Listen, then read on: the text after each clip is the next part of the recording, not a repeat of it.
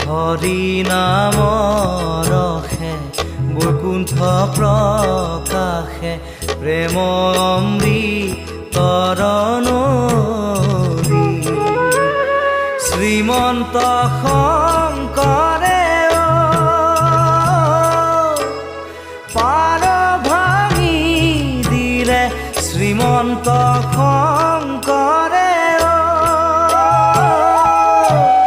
পাৰ ভাঙি দিলে বহে ব্ৰহ্মাণ্ড কভেদি বহে ব্ৰহ্মাণ্ড